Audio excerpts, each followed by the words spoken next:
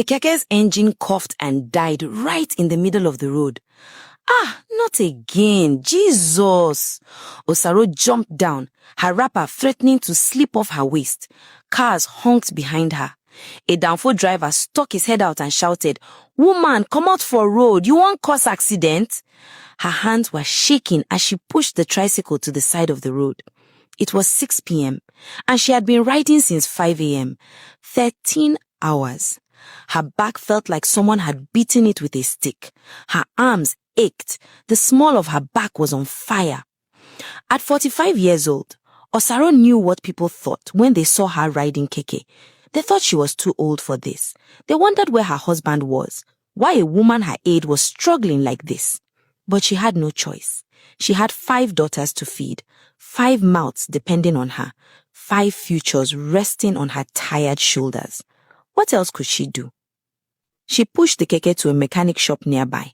The mechanic checked the engine and shook his head. "Na fuel pump," he said.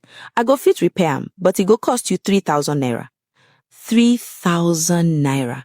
Osaro's chest tightened. She had made 5,500 naira today. She needed to give the keke owner his 3,000 naira daily balance. That left only 2,500 naira. If she paid this mechanic 3,000 naira, she would have nothing to take home to her daughters. "Please, sir," she begged, her voice cracking. "Make we do 2,000. I beg you, in the name of God." The man looked at her, saw the exhaustion in her eyes, the desperation, the way her whole body sagged with tiredness. "You be woman with the right keke?" he asked softly. "Yes, sir. Now the only work I fit do to feed my children." He nodded slowly, something like pity crossing his face. "Okay, 2,000, but next time, no allow am spoil reach this level. You suppose they service am." "Thank you, sir. God bless you plenty." While he worked on the keke, Osaro sat on a low bench outside the shop. She knew her daughters would be waiting at home, wondering why she was late, wondering if she was okay, wondering what she would bring for them to eat tonight. And now, she had no answer. The 2,500 naira she had left after paying the keke owner, it was all gone. She would give this mechanic 2,000 naira and buy 500 fuel for tomorrow, which meant she would go home with nothing. Her daughters would sleep hungry tonight. Again. Tears burned behind her eyes, but she forced them back. She couldn't cry here, not in front of this mechanic who was kind enough to reduce his price for her.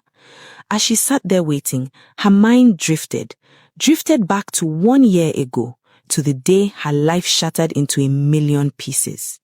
She had been at her provision shop in New Benin Market that Thursday afternoon. Business was good. She was arranging new stock, bags of rice, cartons of noodles, crates of drinks. She was smiling, humming a praise song, thinking about the new house. Their house, the one she and Pascal had finally finished building after 2 years of hard work and sacrifice. They were supposed to move in that weekend. She had already started packing small. Then, her neighbor, Mama Isaac, came running to her shop, breathing hard. Osaro, you need to come home now." "What happened?" "Your husband. Just follow now, please." Osaro left her shop assistant and ran all the way home.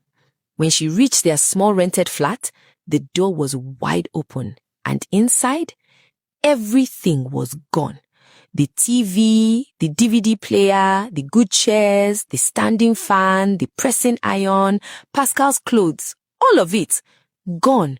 Only her things remained, her clothes, her daughter's clothes scattered on the floor.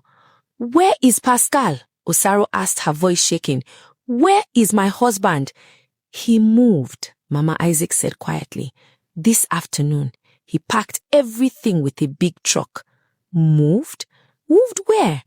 But Osaro already knew. Her heart already knew.